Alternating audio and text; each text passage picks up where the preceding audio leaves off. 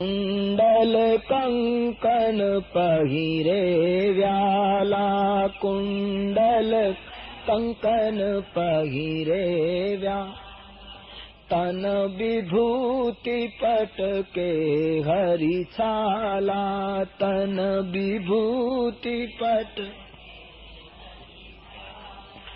ગરલ કંઠ ઉર નર શિરમાલા, ગરલ કંઠ ઉર નર શિરમાલા, અશિવ વેશ શિવ ધામ કૃપાલા, અશિવ વેશ શિવ ધામ કૃપાલા. શિવજીના ગણો શંકરજીને આ રીતે શણગારે છે. સંસારનો પહેલો અને છેલ્લો વરરાજો છે આ, કે આવી રીતે તૈયાર થઈને પરણવા ગયો હોય. તાત્વિક દ્રષ્ટિએ લો તો જીવ અને શિવનો આ તફાવત છે. આપણે ત્યાં જીવ પરણે ત્યારે શરીર ઉપર પીઠી ચોળે, યા તો હળદર ચોળે, અથવા તો તેલ અત્તર સુગંધી દ્રવ્યોથી શરીરને સુગંધી કરવાની કોશિશ કરે. શિવ પરણ્યા ત્યારે શરીર ઉપર ભસ્મ ચોળે. આનો અર્થ એ છે કે શંકરજીએ જગતને બતાવ્યું, હું યોગીઓનો ઈશ્વર છું, હું પણ પરણવા જાઉં છું.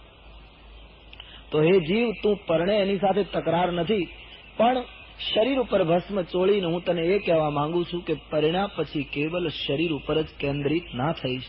શરીર નાશવંત છે, ચિતાની ભસ્મ બનવાનું છે, એની પ્રેરણા માટે શરીર ઉપર ભસ્મ લગાવે. જીવ પરણે ત્યારે સોના ચાંદીના આભૂષણો પહેરે. શિવ પરણવા ગયા ત્યારે એમણે સર્પોના ઘરેણા પહેર્યા. એક નિયમ છે કે સંપત્તિનો અતિરેક એનું બીજું નામ વિપત્તિ છે. માણસને હદ કરતા વધારે સુખ વધે તો પછી એ માણસ સુખી નથી, માણસ દુખી છે. કવિ કલાપીએ બહુ સરસ વાક્ય કહેલું, જે પોષતું તે મારતું એવો દિશે ક્રમ કુદરતી.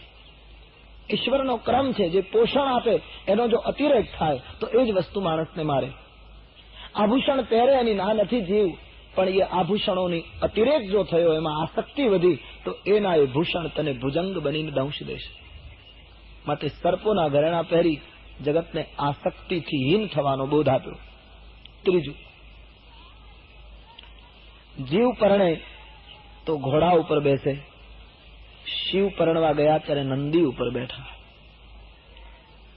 4 પગવાળો નંદી એ ભારતીય ઋષિમુનિઓએ વર્ણવ્યું કે ધર્મનું સ્વરૂપ છે. ધર્મના 4 ચરણ છે: સત્ય, દયા, દાન અને તપ. આ 4 ચરણ ઉપર ભારતીય ધર્મ ઉભો છે. શંકરજી નંદી ઉપર બેઠા, એનો અર્થ એમણે કહ્યું કે હે જીવ, પરણવા હું પણ જાઉં છું, પણ મારી સવારી અધર્મની નથી, ધર્મની છે. હું ધર્મને ભૂલીને પરણવા નથી જતો, હું ધર્મમય જીવન બતાવું છું. અને ચોથું, જીવ પરણે તો ત્રિશૂલ રાખે, જીવ પરણે તો તલવાર રાખે, શિવ પરણવા ગયા ત્યારે ત્રિશૂલ રાખે. ત્રિશૂલનો શબ્દાર્થ થાય 3 પ્રકારના શૂલ, 3 પ્રકારના દુઃખ: કામ, ક્રોધ અને લોભ. શંકર ભગવાન કહે, ત્રણેયને મેં મારા કાબુમાં રાખ્યા છે. એ ત્રણેય ઉપર મારો કંટ્રોલ છે. હું કહું એમ એ લોકો વર્તે, એ મારા નોકર છે, એને મેં મારા હાથમાં પકડ્યા. આ જીવ અને શિવનો તફાવત. આ રીતે શંકર ભગવાન તૈયાર થયા. એના ગણો શિવજીની સાથે છે. દેવતાઓ અને દેવતાઓની સ્ત્રીઓ મશ્કરી કરવા લાગી. શંકરજીને જોઈને બધા કહેવા લાગ્યા, એ કન્યાના ભોગ લાગ્યા જેને આ પતિદેવ પ્રાપ્ત થવાનો. મજાક થઈ રહી છે. દેવતાઓએ ભગવાન વિષ્ણુને અને બ્રહ્માને કહ્યું, મહારાજ, આપણે આટલા સુંદર પિતાંબરો અને આભૂષણો ધારણ કરેલા દેવતાઓ અને આ દિગંબર દશામાં શિવ ભસ્મ ચોળીને આપણે એની સાથે ચાલીએ, આમાં આપણી પ્રતિષ્ઠા ગવાય. શંકરજીને જુદા ચલાવો. બ્રહ્માજીએ કહ્યું, ચૂપ રહો, લગ્ન એના થાય છે, આપણા નહીં. અને એને એમ કહીએ કે તમે અમારાથી જુદા ચાલો, તો એમ કહે છે તો તમે જ જાઓ, હું અહીંયા બેઠું છું. એને તો કોઈ પણ રીતે સમજાવીને પરણાવવામાં આપણો સ્વાર્થ છે. પણ બોલે, એ આવું શરીર, આવું સ્વરૂપ, આપણે એની સાથે કેમ શોભીએ? દેવતાઓ યુક્તિ કરી, એક કામ કરો, બિલગ વિલગ હોય ચલહું સબ. બધા દેવતાઓ પોતપોતાના સમાજને લઈને જુદા જુદા ચાલો, વ્યવસ્થા ખાતર. વરુણ, ઇન્દ્ર, કુબેર પોતપોતાના ગ્રુપમાં બધા જુદા પડો. આમ દેવતાઓએ યુક્તિ કરી અને બધાને વ્યવસ્થાને નામે જુદા પાડ્યા. પરિણામે શંકર ભગવાન એકલા થઈ ગયા. ભગવાન શંકર સમજી ગયા કે દેવતાઓને મારી સાથે ચાલવું ગમતું નથી. કદાચ મારી સંખ્યા ઓછી છે એટલે આ લોકો આવું કરતા હશે. શંકર ભગવાને શ્રૃંગી નામના ગણને કહ્યું કે શ્રૃંગી, હા બોલે, તો એક કામ કર, આ જગતમાં જેટલા સ્મશાન છે અને એ સ્મશાનમાં જેટલા ભૂત પ્રેત રહેતા હોય એ બધાને માનસિક મંત્ર શક્તિનો પ્રયોગ કરીને નિમંત્રણ આપ કે આપણા માલિકનું લગ્ન થાય છે, જેમ બને એમ જલ્દી આવે.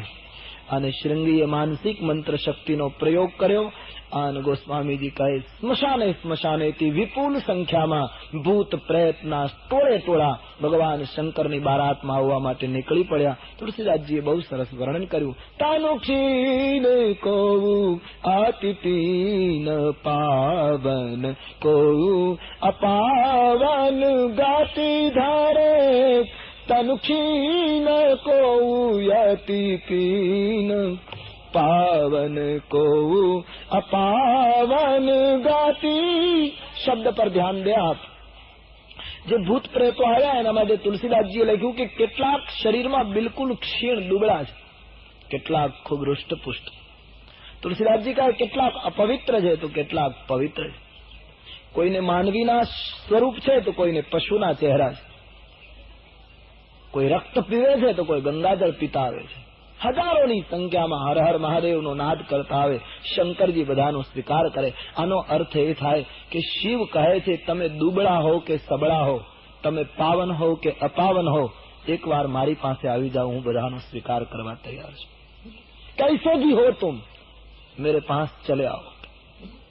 શંકર ભગવાન એક એવું ચરિત્ર છે આપણી સંસ્કૃતિમાં, અને એટલા માટે તો આપણે ત્યાં નિયમ છે. એ તો પછી કોઈ વ્યક્તિગત કોઈનું મંદિર હોય તો એક વાત જુદી છે, વ્યવસ્થા ખાતર કોઈ નિર્ણયો કરે એક વાત જુદી. નહીતર આપણે ત્યાં નિયમ છે આપણી સંસ્કૃતિમાં કે બધા દેવના મંદિરમાં પડદો આવે, શંકરના મંદિરમાં પડદો ના આવે.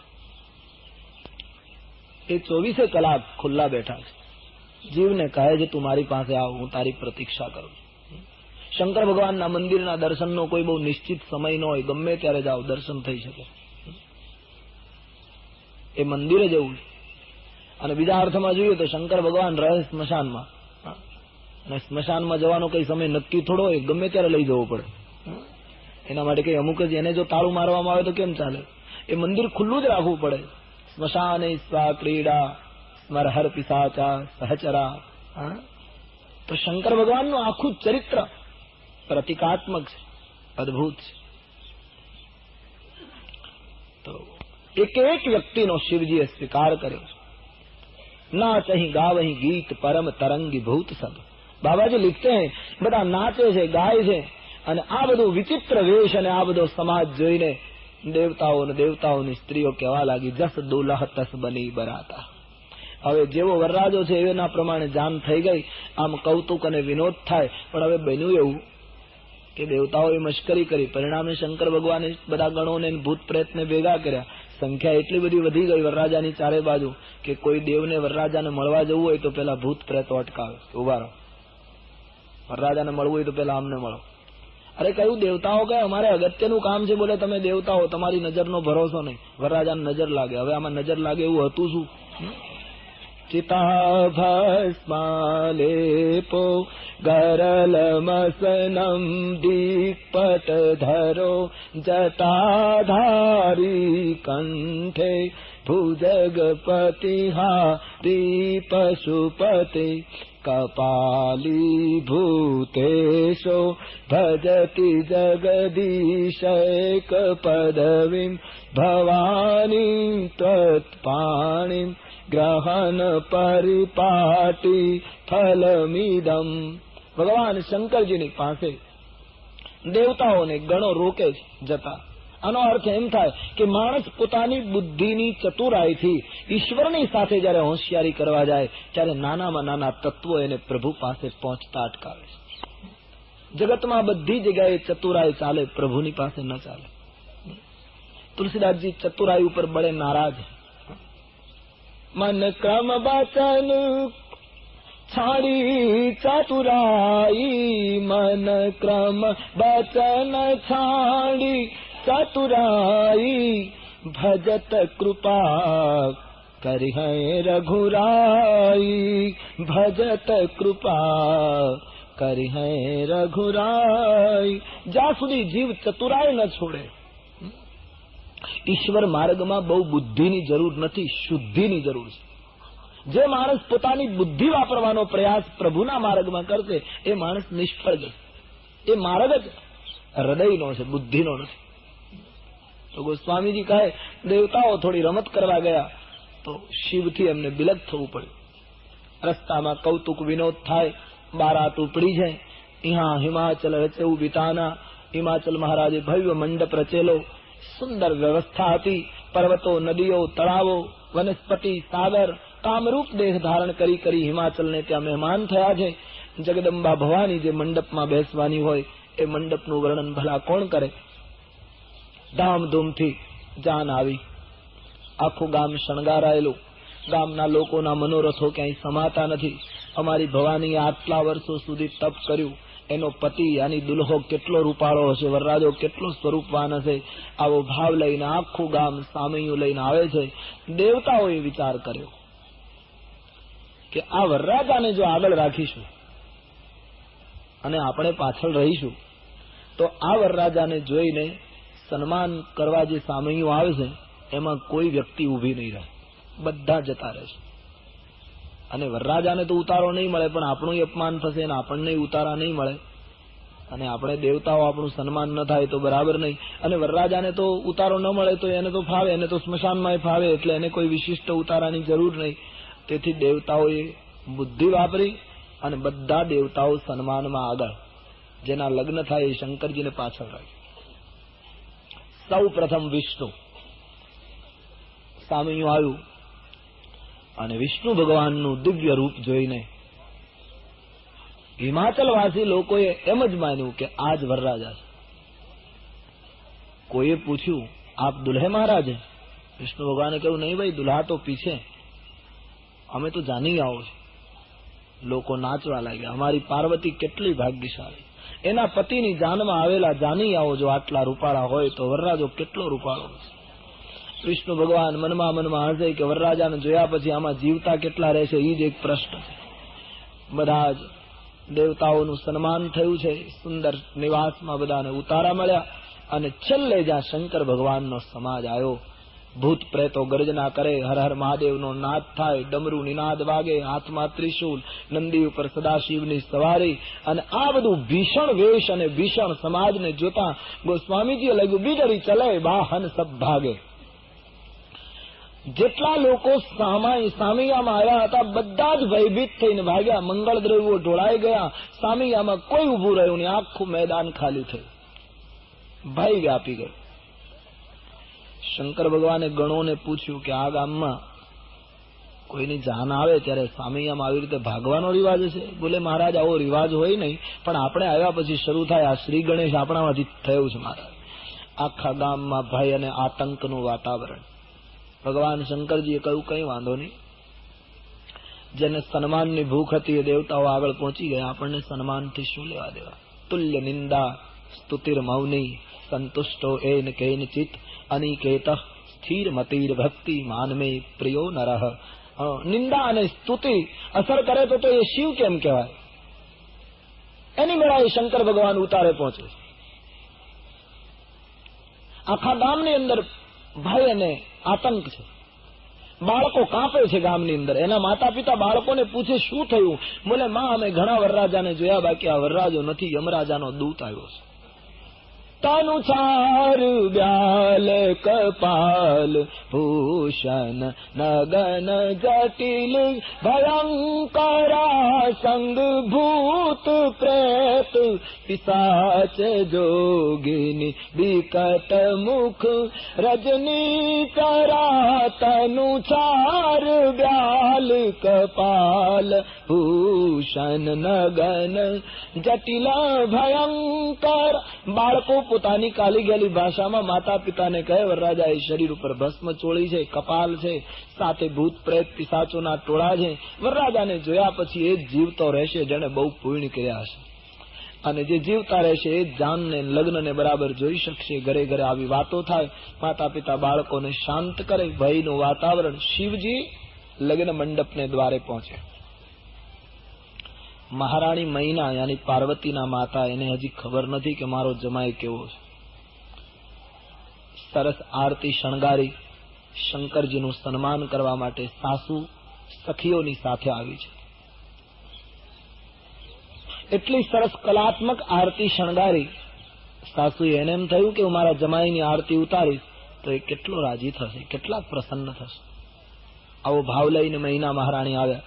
અમારે સંતોનો મત છે કે શરૂઆતમાં જયારે આરતી ઉતારવા ગયા ત્યારે મૈનાએ પોતાના જમાઈનું રૂપ ભયંકર નથી જોયું, સૌમ્ય જોયું છે. અને છતાંય એના હાથમાંથી આરતી પડી ગઈ છે. એનું કારણ મૈનાના મનમાં એક એવો ભાવ હતો કે મેં આટલી સરસ આરતી પ્રગટાવી છે, કલાત્મક છે, સુંદર દીપ પ્રગટાવ્યા છે, હું મારા જમાઈની આરતી ઉતારીશ તો આરતી જોઈને મારો જમાઈ કેટલો ખુશ થશે. એમ માનીને આરતીનું એક વર્તુળ પૂરું કરવા ગયા ત્યાં આરતી એના હાથમાંથી પડી ગઈ. કારણ મૈનાને એમ થયું કે હું એટલી સરસ આરતી ઉતારીશ, પણ શંકરજીની આરતી ઉતારતા એના લલાટમાં ચંદ્રને જોતા મૈનાના હાથમાંથી આરતી પડી ગઈ. કહો જેના ભાલમાં સ્વયં ચંદ્ર હોય એની આગળ આરતીના પ્રકાશની શું કિંમત. યસ્યાંગે ચ વિભાતિ ભુધર સુતા દેવા પગા મસ્તકે ભાલે બાલ વિધુર ગલે ચ ગરલમ યસ્યોરસી વ્યાલરાટ. આરતી પડી ગઈ. જેના લલાટમાં સ્વયં ચંદ્ર. અમારે સૌરાષ્ટ્રમાં તો ત્યારથી મહાત્માઓ એમ કહેતા ફરે કે આપણે ત્યાં હવે જો કે નીકળી જાય ગુજરાતમાં, મને ખ્યાલ નથી બહુ, પણ ગામડામાં કોઈના લગ્ન થાય તો સાફો બાંધે અને સાફામાં પીંછી રાખતા, અને પીંછીમાં એક નાનકડો એવો બલ્બ હોય, એનું વાયરિંગ કોટના ખિસ્સામાં હોય. કારણ કે બેટરી તો બહારથી જ નાખવી પડે, અંદર તો કઈ લગભગ હોય નહીં, માંડ માંડ એને બેસાડ્યો હોય ઘોડા ઉપર. આ રિવાજ જે બલ્બ કરવાનો જે રિવાજ છે, પ્રકાશ કરવાનો, એ શિવ પરિણ્યા ત્યારથી શરૂ થયો. શંકરને તો સ્વયં ચંદ્ર હતો, આપણે એ સગવડ નહીં તો બીજું પણ કંઈક થોડું ઘણું અજવાળું કરવું, આ ત્યારથી પ્રથા શરૂ થઈ.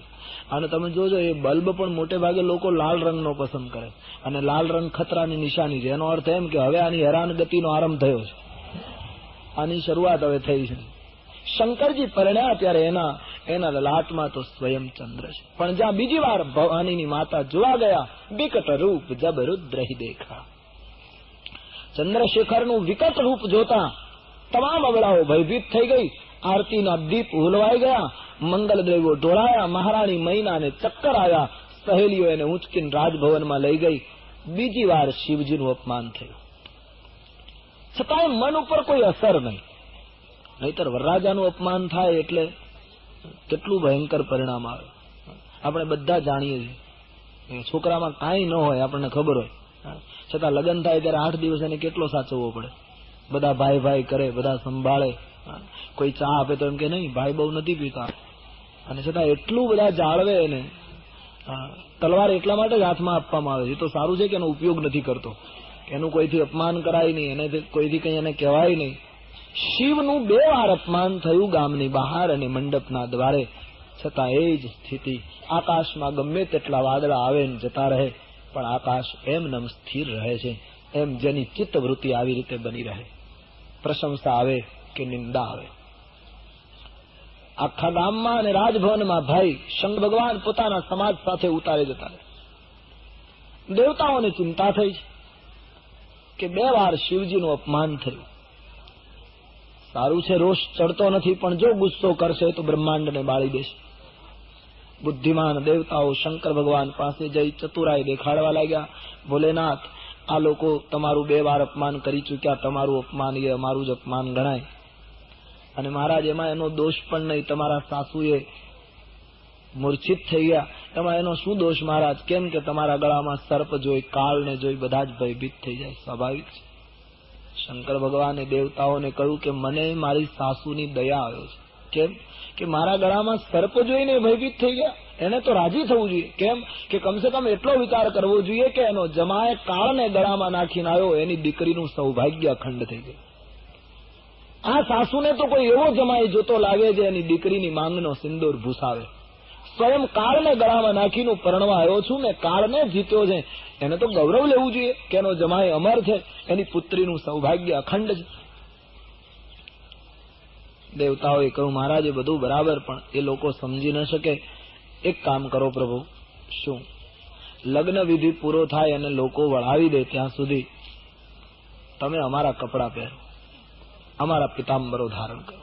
શંકર ભગવાને કહ્યું, નહીં, એમને દીકરી આપવી હોય તો આપે, ના આપવી હોય તો એની મરજી, બાકી મારા વેશમાં કઈ ફેરફાર નહીં થાય. જ્યાં સુધી જમવાની રહેવાની વ્યવસ્થા છે ત્યાં સુધી રોકાઈશું, ને એમ કઈ જતા રહો ત્યારે જતા રહીશું, આપણે ક્યાં ખોટું લાગે એવું. શંકર ભગવાન બિલકુલ સહજ બોલતા હતા. દેવતાઓ ચિંતિત છે. આખા ગામમાં ભયનું વાતાવરણ. પોતાની પુત્રીને ગોદમાં બેસાડી મહારાણી મૈના રડી પડ્યા. વિધાતાને દોષ દેવા લાગ્યા કે બેટા, વિધાતાએ તને આટલી સુંદરતા આપી અને તારા પતિને આવો કુરૂપ કેમ બનાવ્યો? જે ફળ કલ્પવૃક્ષને લાગવું જોઈએ તે બાવળને લાગી રહ્યું છે. નારદજીનું મેં શું બગાડ્યું કે મારું ઠરીઠામ થયેલું ઘર એમણે ઉજાડી નાખ્યું. તને બેટા નારદે ઉપદેશ આપો તો આ પરિસ્થિતિ આવીને. બાંજ કી જાન પ્રસવ કી પીરા, એને શું ખબર પડે સંસારીની લાગણીઓનો નારદજીને.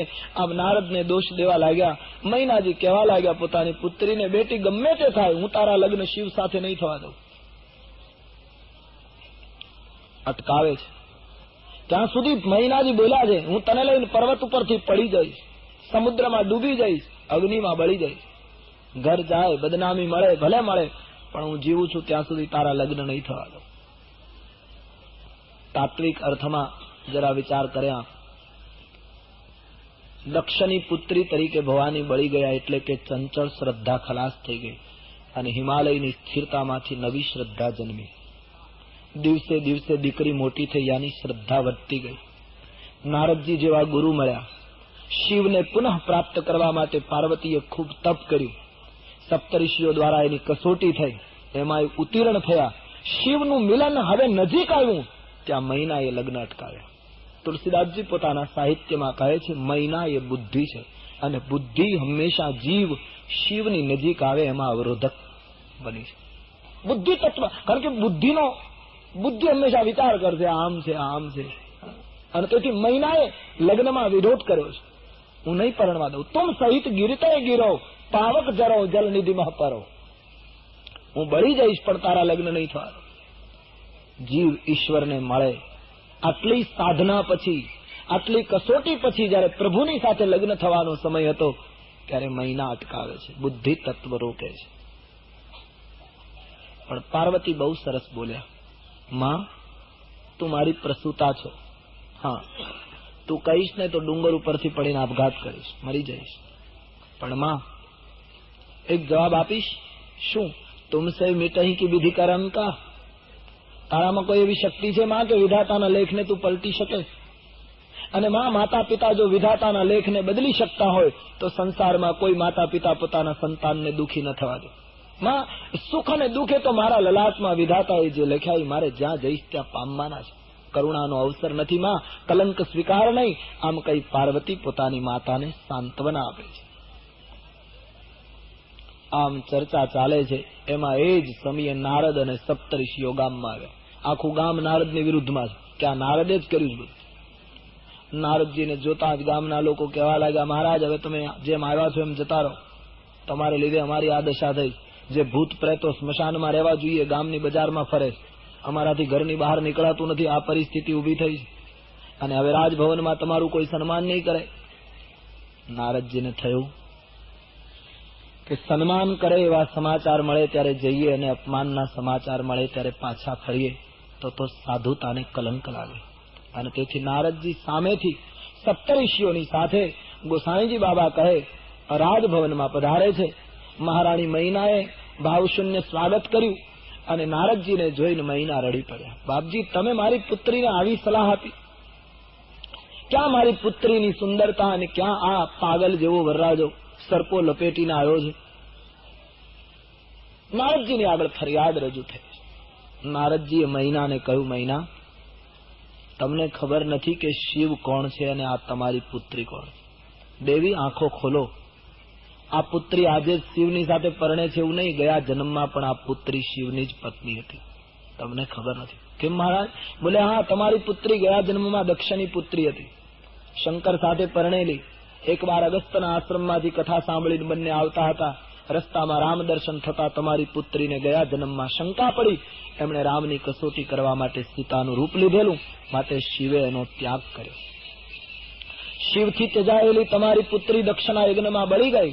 અબ જાનામી તુમરે ભવન નિજ પતિ લાગી દારુન તાપ કિયા અસ જાની સંશય તજહુ ગિરિજા સર્વદા શંકર પ્રિયા સિય વેશ સતી જો કી ન તેગી अपराध शंकर परिहारी हर विवाह जाई बहोरी पीतु के यज्ञ जोगा नाल जारी अब जानामी तुम्हारे भवन निज पति लागी दारुन तप किया अस जानी संशय तजहु गिरिजा सर्वदा शंकर प्रिया.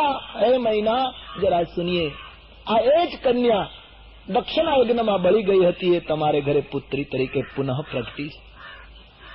પોતાના પતિને મેળવવા માટે એમણે કઠિન સાધના કરી અને આજ એ સરિતા સાગરને મળવા તૈયાર છે. તમે અવરોધક કેમ બનો છો? આંખ ખોલો દેવી. આંગણે જે ઉભા છે, જેનું તમે અપમાન કર્યું છે, એ શિવ સાક્ષાત અખંડાનંદ બ્રહ્મ છે અને આ જગત જનની દુર્ગા છે. નારદજીએ જ્યાં વાત કરી છે, બધાની આંખ ખોલી ગઈ છે. રામાયણકાર કહે, જે સમાજને શિવ તરફ એકદમ તિરસ્કાર હતો અને ભવાનીને કેવલ પુત્રી માનતા હતા, એ બધા જ ભવાનીના ચરણમાં પુની પુની પાર્વતી પદ વંદે વંદન કરવા લાગ્યા. શિવ તરફ સદભાવ જાગ્યો. આનો અર્થ એમ થાય કે આપણા ઘરમાં જ શક્તિ હોય, આપણા દ્વારે જ શિવ તત્વ ઉભું હોય, પણ નારદ જેવો સંત જ્યાં સુધી બુદ્ધિને દીક્ષિત ન કરે ત્યાં સુધી એની ઓળખાણ કઠિન છે. કોઈ સંત, કોઈ ગુરુ, કોઈ મહાપુરુષના માધ્યમની જરૂર પડે. નહીતર કોનામાં? એક એક વ્યક્તિમાં શક્તિ તો પડી છે. સ્વામી રામકૃષ્ણ પરમહંસમાં જે તત્વ હતું એ શું આપણામાં નથી? સ્વામી રામ તીર્થ જે ખજાનો રાખતા હતા એ આપણામાં નથી? બધામાં પડ્યું જ છે. તુલસીદાસ, ઈશ્વર સર્વભૂતાનામ હૃદય શેર ઝુન તિષ્ઠતી. હરેક વ્યક્તિના હૃદયમાં એટલું જ તત્વ પડ્યું, પણ કોઈ સંત એને ખોલે. એટલા માટે ગુરુની જરૂર છે, એટલા માટે કોઈ સંતના માધ્યમની જરૂર. ખજાનો આપણે જ્યાં છીએ ત્યાં જ છે. આંખ ખુલે કોઈ સંત દ્વારા. કેવલ બુદ્ધિ ઈશ્વરને નહીં ઓળખી શકે, શક્તિને નહીં પહેચાની શકે. બુદ્ધિ સંત દ્વારા દીક્ષિત થાય. રામાયણમાં એક બહુ સુંદર ચોપાઈ છે. કેવટ બુધ વિદ્યા બડી નાવા. માનવની વિદ્યા, માનવની બુદ્ધિ એ નૌકા છે અને પંડિતો અને વિદ્વાનો એના નાવિક છે. પણ બુદ્ધિની નૌકામાં જ્યાં સુધી રામ ન બેસે ત્યાં સુધી ફેરો સફળ ન થાય. प्रत्येक व्यक्ति की बुद्धि में राम बैठ जाए, बुद्धि संत के द्वारा दीक्षित हो जाए. केवल बुद्धि फरी फरीने एना ઉપર વજન દઈ રહ્યો છું. કેવલ બુદ્ધિથી ઈશ્વર નહીં ઓળખાય. કોઈ દિવસ પ્રયાસ ન કરશો. આજનું જગત કેવલ બુદ્ધિથી પ્રભુને પકડવાની કોશિશ કરે, નિરર્થક પ્રયાસ. ઉપનિષદકારોએ એમ કહ્યું છે, બુદ્ધિ ખંડ છે અને ઈશ્વર અખંડ છે. ખંડ કોઈ દિવસ અખંડને પકડી ન શકે. આ સનાતન સિદ્ધાંત છે. અખંડને મેળવવા માટે અખંડ અંતઃકરણ જોઈએ. ખંડિત બુદ્ધિ, ક્યાં બુદ્ધિ, ક્યાં વિરાટ બ્રહ્મ. એક બે છોકરાઓ સમુદ્રને કિનારે લડતા હતા અને એમાં એક છોકરાએ બીજા છોકરાનું શર્ટ ફાડી નાખ્યું. તો પેલો રડવા લાગ્યો, પેલો મારીને જતો રહ્યો છોકરો. પેલો ગરીબ માણસ રડી પડ્યો છોકરો. એમાં એક સંત નીકળ્યા. રડતા બાળકને જોઈને સંતનું હૃદય દ્રવી ગયું. હાથ પકડ્યો. બેટા શું કામ રડે? બોલે, બાબા હું ગરીબ છું, મારી મા મને મારશે, પેલો છોકરો મને મારીને જતો રહ્યો, મારી શર્ટ ફાડી નાખી. સંતને દયા આવી ગઈ. કહું, બેટા હું મોટો સિદ્ધિવાળો સંત છું, અત્યાર સુધીમાં મેં મારી સિદ્ધિનો પ્રયોગ ક્યારેય કર્યો નથી. આજે તું જે માંગે તે હું તને આપું, માંગ, પણ તું રડવાનું બંધ કરી દે, કુછ ભી માંગ. છોકરો રડતો બંધ થઈ ગયો. કહે, બાબા હું જે માંગુ તે આપશો? કહે, હા. ચડીમાંથી છોકરાએ ચડીના ખિસ્સામાંથી એક પ્યાલો કાઢ્યો અને મહાત્માને બતાવ્યો. બાબા દેખીએ ये क्या है? बोले प्याला. बोले सामे શું છે? કહ્યું સમુદ્ર. तो હું જે માંગુ તે આપ સકા. तो एक काम करो, आप प्याला में दरियो भरी दो. बड़ा हैरान हो गया संत. बच्चे को गले लगा लेते हैं और कहने लगा कि आज જે વસ્તુ મને સાધનામાંથી ન મળી એ તારા વાક્યમાંથી મળી. કેમ કે જેમ પ્યાલાની અંદર દરિયો ન ભરી શકાય એમ બુદ્ધિના વાટકામાં અપાર બ્રહ્મ ન ભરી શકાય. કહા બ્રહ્મ. इसलिए हमारे वाल्मीकि जी बड़ा न्यायोचित बोले हैं रामचरितमानस के अवध कांड में, राम स्वरूप तुम्हार वचन अगोचर बुद्धि पर अविगत अकथ अपार नेति नेति जहि निगम कहा. राम स्वरूप तुम्हार वचन अगोचर बुद्धि पर. केवल बुद्धि से नहीं काम चलता. बुद्धि संत के द्वारा दीक्षित हो जाए बस. આજની બુદ્ધિ શિક્ષિત થઈ છે, દીક્ષિત નથી થઈ. યુનિવર્સિટીઓ અને કોલેજો બુદ્ધિને શિક્ષિત કરી શક્યા છે, દીક્ષિત નથી કરી શક્યા. અને તેથી અજંપો દરેક જગ્યાએ. શાળા અને કોલેજોએ યુનિવર્સિટીઓએ સીએ ઉભા કર્યા, ડોક્ટરો ઉભા કર્યા, વકીલો ઉભા કર્યા. વિવેકાનંદ કેટલા ઉભા કરી શકે? સ્વામી રામતીર્થ કેટલી કોલેજો ઉભા કરી શકે? આ છે દીક્ષિત. આવો સમાજ. નહીતર વૃક્ષની નીચે બેસી બેસીને ભણતા હતા આ દેશમાં અને નરપુંગવો પાક્યા જેને આર્ય સંસ્કૃતિ માટે એટલું જબરદસ્ત બલિદાન આપ્યું. હજારોની સંખ્યામાં ડિગ્રીધારીઓ નીકળે છે, ડિગ્રી મળે છે, વૃત્તિ પેદા થતી નથી. દીક્ષિત હો જાય ઇન્સાન. શિક્ષિત તો લોકો બહુ થયા છે. આજે ઓછું ગુજરાત ઓછું શિક્ષિત છે. દીક્ષિત કેટલા? દીક્ષિત યાની મારો કહેવાનો અર્થ આપણે ભગવા પે નીકળી જવાની વાત નથી. આપણા અંતઃકરણ દીક્ષિત હુआ है. दीक्षित हो जाओ, अंतःकरण को रंग दो प्रभु प्रेम में, हरि के सुमिरन से रंग दो. અને એ સંતો કરી શકે, હાલતી ચાલતી યુનિવર્સિટીઓ કરી શકે. એના દ્વારા એ કાર્ય શક્ય બને.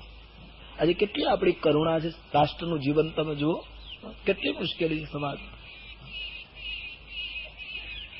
મેં તો અમારે સૌરાષ્ટ્રની વાતો જાણું છું એટલે કહું છું. વિશ્વવિદ્યાલયો નામ આપીએ છીએ આપણે, નથી એમાં વિશ્વ દેખાતું, નથી એમાં વિદ્યા દેખાતું. બંને વસ્તુનો અભાવ અને નામ અપાય છે વિશ્વવિદ્યાલય. ખાબોચિયાને બધા દરિયો કહે છે અને આત્મસંતોષ લે છે ખાબોચિયા. દીક્ષિત હો જાઓ. વાસ્તવિકતાને સ્વીકાર્યા વગર છૂટકો નથી. ક્યાં સુધી માણસ દંભમાં જીવશે સમજાતું નથી. कहने का मतलब ईश्वर तत्वने ओळखवा માટે જેના માટે જીવનો જન્મ છે એ મૂળ તત્વને મેળવવા માટે નદીનો પ્રવાહ નીકળે એમાંથી તમે સિંચાઈ કરો, એમાંથી કોઈને સ્નાન કરાવો, એમાં તમે કપડાં ધોવો, એમાંથી નહેર કાઢો, कुछ भी करो ठीक है, પણ નદીનો મૂળ ઉદ્દેશ છે સાગરને મળવું. सरिता जल जल निधि मह जाई, हमारे बाबा जी किष्किंधा कांड में कहते हैं, हो ही अचल जिमी जीव हरि पागी. जीव की धन्यता है हरि को मिलना, प्रभु प्रेम में गोता लगाना. આ છે દીક્ષિત થવાનો વાત. શિક્ષિત લોકો બહુ થયા છે, દીક્ષિત નથી થયા એટલે આટલું શિક્ષિત થયા પછી પણ અજંપો છે. બધા હૃદયમાં પૂછી જોજો. હું આજ પૂછું તો કેટલા વડીલોને પોતાના યુવાન સંતાનોથી આજે સંતોષ છે અને કેટલા યુવાન સંતાનોને પોતાના વડીલોની પ્રકૃતિથી સંતોષ. બંને બાજુ કઈ ને કઈ બળવો છે. બધું એમને દબાયેલું પડ્યું છે. એટલા માટે સંતોની જરૂર છે. આ કાર્ય સંતો કરી શકે. ધર્મ સત્તા જે કરી શકે એ રાજ સત્તા ન કરી શકે. વ્યાસગાદી જે કરી શકે એ રાજગાદી ન કરી શકે. મારો કહેવાનો મૂળ અર્થ શિક્ષણની સાથે માણસ હૃદયથી દીક્ષિત બને, એની બહુ જરૂર છે. અને એના માટે કોઈ સંતની જરૂર છે, કોઈ સંતના માધ્યમની જરૂર છે. નારદજીએ જયારે વાત કરી તો એ તત્વ બધું સમજાવવા લાગ્યું.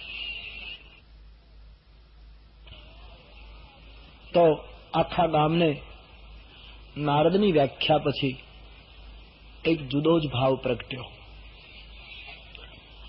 4 પ્રકારની રસોઈ બની, જાનૈયાઓને જમાડ્યા છે. સંક્ષેપમાં કહું છું. ધામધૂમથી શિવજી પુનઃ લગ્ન મંડપના દ્વારે આવ્યા. હવે તો આખી દ્રષ્ટિ બદલી ગયેલી, એટલે કોઈ પ્રશ્ન નહોતો. સ્વાગત થયું. બ્રાહ્મણોને વંદન કરી, દેવતાઓને વંદન કરી શિવજી આસન ઉપર વિરાજિત થયા. ચિક્કાર મંડપ ભરાયેલો છે. મહારાણી મૈના અને હિમાચલ પોતાની પુત્રીનું કન્યાદાન આપવા માટે મંડપમાં બેઠા છે. અદભુત શણગાર સજાવી અને ભવાનીને સખીઓ લગ્ન મંડપમાં લઈ આવ્યા છે. આપ રામચરિત માનસને બરાબર જોશો તો ખ્યાલ આવશે. રામચરિત માનસમાં મુખ્ય જેટલા પાત્રો છે બધાના રૂપનું વર્ણન આવે છે, પણ ભવાની અને શ્રી સીતાજી આ બંનેના રૂપનું વર્ણન તુલસીદાસજીએ કર્યું નથી. કલમ ચાલી જરૂર, પણ અટકી ગયા છે. એનું કારણ હતું કે તુલસીજી મર્યાદાના સંત છે અને સીતા અને ભવાની એ જગતની માં છે. તુલસી કહે માના રૂપનું વર્ણન પુત્ર કરે તો મર્યાદાનું ઉલ્લંઘન ગણાશે. અને તેથી કેટલી મર્યાદાથી લખ્યું, છબી ખાની માતુ ભવાની ગવની મધ્ય મંડપ શિવજા. સુંદરતાની ખાણ, બસ. और કોઈ સ્વરૂપનું, રામજીના સ્વરૂપનું વર્ણન તમને અનેક વાર રામચરિત માનસમાં મળશે, પણ સીતાજીના સ્વરૂપનું વર્ણન નહીં બતાવે તુલસી. આ તો એમ કે છે સુંદરતાની મર્યાદા, સુંદરતાની ખાણ, સુંદરતાની અવધિ, એવું કે છે, પણ વિશેષ વર્ણન નહીં કરે. કારણ કે પુત્ર માના રૂપનું વર્ણન કરે એ ભારતીય પરંપરાથી વિરુદ્ધ ગણાય. માં ભવાની સુંદરતાની ખાણ સખીઓની સાથે મંડપમાં પ્રવેશ કરે છે. વૃદ્ધ હિમાચલ અને મૈના કન્યાદાન માટે બેઠા છે. મર્યાદાથી પાર્વતીએ આસન લીધું. વેદ મંત્રો ઉચ્ચારિત થયા છે. ગહી ગિરીશ કુશ કન્યા પાણી, હાથમાં દર્ભની સળી અને પોતાની લાડલી પુત્રીનો હાથ લઈ હિમાચલ અને મૈનાએ શંકરજીના હાથમાં પુત્રી અર્પણ કરી. શંકર ભગવાને પાણી ગ્રહણ કર્યો છે. માંગમાં સિંદૂર પુરાયો, પુષ્પની વૃષ્ટિ થઈ. હિમાચલની પુત્રી સુહાગણ બની. મુનિ અનુશાસન ગણપતિ પૂજવું શંભુ ભવાની. મહાત્માઓના આદેશથી ગણપતિની પૂજા કરી શિવ અને પાર્વતીએ. તુલસીદાસજીએ કહ્યું કોઈ શંકા ન કરે, કારણ કે અહીં જે ગણપતિની પૂજા છે સુર અનાજ જીએ જાની. રુદ્રીમાં જે ગણપતિનું વર્ણન છે કે હે ગણેશજી, તમે કોઈના ગર્ભમાં જન્મ નથી લેતા, જે વેદની અંદર જે વર્ણન છે એ ગણપતિનું આદિદેવ તરીકે અહીંયા પૂજા કરવામાં આવી. 4 મંગલ ફેરા શરૂ થયા. આપણી સંસ્કૃતિમાં જીવ જયારે પરણે ત્યારે એને 4 જ ફેરા શું કામ ફેરવવામાં આવે? 5 કેમ નહીં? અથવા તો 3 કેમ નહીં? એ 4 ફેરા એ અગ્નિ અને બ્રાહ્મણની સાક્ષીએ ખાલી આમ ચક્કર મારી જવાની વાત નથી. એની પાછળ આખું રહસ્ય છે. 4 ફેરા એ ધર્મ, અર્થ, કામ અને મોક્ષનો સંકલ્પ છે. પતિ પત્ની પહેલો ફેરો ફરે એટલે સંકલ્પ કરે કે અમે પતિ પત્ની ધર્મનું બરાબર આચરણ કરીશું. ધર્મનો ફેરો. બીજો ફેરો અર્થનો, અમે સંસારી બન્યા છીએ, અમને પૈસાની જરૂર પડશે જીવન જીવવા માટે, એટલે અમે અર્થોપાર્જન પણ કરીશું ધર્મની મર્યાદામાં. પ્રથમ ધર્મ, બાદ મેં અર્થ. ધર્મના કિલ્લામાં અર્થ. અમે અર્થોપાર્જન પણ કરીશું.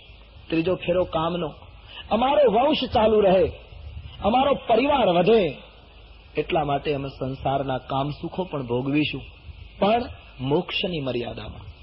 અમારી મુક્તિ ન બળે. ધર્મ અને મોક્ષની વચ્ચે ભારતીય ઋષિઓએ અર્થ અને કામને મૂક્યા. ધર્મની બહાર અર્થ નીકળી જાય એમ નહીં. જેનું ધન ધર્મને ત્યાગી દે એ ધનની દુર્ગતિ રામાયણમાં બતાવી છે.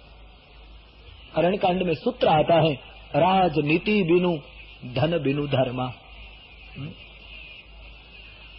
तो 4 फेरा એ ધર્મ, અર્થ, કામ અને મોક્ષનો સંકલ્પ છે. અમે ધર્મ પાળીશું, અમે અર્થોપાર્જન, પૈસા કમાવાની કોઈ શાસ્ત્ર એ ના નથી પાડે. પૈસાની જો ટીકા જ કરી હોત તો આપણા દેશમાં ઋષિઓ શ્રી સૂક્તમ ન ગાત. પણ ધર્મની મર્યાદામાં ધન હોવું જોઈએ અને મોક્ષની મર્યાદામાં સંસારના સુખો હોવા જોઈએ. આ 4 ફેરા પૂરા થયા. લગ્નનો વિધિ સંક્ષેપમાં સમાપન થયો. તરિયાવરની સામગ્રી શિવજીની સન્મુખ રાખતા વયોવૃદ્ધ હિમાચલની આંખમાં અશ્રુ આવ્યા છે. પુત્રીને વળાવવાનો પ્રસંગ. दाईज, बाबा जी लिखते हैं, दाईज दियो बहु भांति पुनि कर जोरी हिम भूधर कहो का देव पूरन काम शंकर चरण पंकज गहीर धो દાઈ જ દિયો. કરિયાવરની સામગ્રી મૂકી અને દીકરીને વળાવતી વખતે પિતા પોતાના જમાઈ પાસે રડી પડે છે. ભોલેનાથ, આપ તો કામનાથી પરિપૂર્ણ છો, હું તમને શું આપું? સમુદ્રની અંદર એક ઘડો પાણી નાખીએ તો શું આપ્યું કહેવાય? આપ તો કામનાથી પરિપૂર્ણ છો પ્રભુ. આજ મારી પુત્રીને આપના ઘરે વળાવું છું ત્યારે એટલું જ કહીશ, નાથ ઉમા મમ પ્રાણ સમ ગૃહ કિંકરી કરે હું. આપણા સમાજની અંદર આ એક પ્રસંગ બધી વ્યક્તિના જીવનમાં એવો છે કે એકનો એક પુત્ર હોય, એને સર્પદંશ થાય અને એનું અચાનક મૃત્યુ થાય, છતાં ઘણા પિતાનું હૃદય કઠોર હોય કે એની આંખમાં આંસુ ના આવે. હૃદય તૂટી જાય, જીવન પછી જીવવું મુશ્કેલ બની જાય, બધું બરાબર, પણ રડી ન શકે. પણ મોટે ભાગે સંસારમાં એવો કોઈ પિતા તમને નહીં દેખાય કે પોતાની પુત્રીને વળાવતો હોય ત્યારે એની આંખમાં આંસુ ના આવે. દીકરીની વિદાય ત્યાગીઓને પણ રડાવે છે. કવિ કાલિદાસના શાકુંતલમાં મહર્ષિ કણવ રડ્યા છે જયારે શકુંતલાની વિદાય આપે. તપોવનના સાધુઓ જાનકીને વળાવતી વખતે વિદેહ યોગી પુરુષ જનકના નેત્રમાં આંસુ આવ્યા છે. આજે વૃદ્ધ હિમાચલ રડી પડ્યા છે. ભોલેનાથ, અમારું હૃદય, અમારા હૃદયનો ટુકડો, અમારી પુત્રી પાર્વતી આપના ઘરની દાસી બનીને આવે છે, એને સંભાળજો. એની કઈ ભૂલ થાય તો એના માતા પિતાના સંસ્કારની ખામી છે એમ માની અમારી પુત્રીને માફ કરજો. એક વૃદ્ધ પિતા શિવજીને વિનય કરે છે. કન્યાની વિદાય એક એવો પ્રસંગ છે, અને તમે જોજો વધારે વધારે માતાને, ભાઈને, પરિવારના સદસ્યોને પુત્રીની વિદાય જરૂર દુઃખ આપે, પણ પિતાને જેટલી અસર થાય એટલી કોઈને ન થાય. આપણી સંસ્કૃતિનો અદ્ભુત સંબંધ છે પિતા અને પુત્રી. તે દિવસે પિતા એટલો ગરીબ બને, એટલો નિરાશ થઈ જાય, એને એટલી બધી અસર ઉભી થાય કે હું ઓફિસથી, મારી વાડીથી કે ખેતરથી, બહાર ગામથી ઘરે જતો તો એ દીકરી આમ નાચતી કૂદતી આવે ને કહે, બાપુજી આપને શું આપું? એ દીકરીને વળાવે ત્યારે પિતાને એમ થાય કે કાલે હું થાકીને ઘરમાં પગ મૂકીશ ત્યારે મને કોણ પૂછશે કે બાપુજી તમને શું આપું?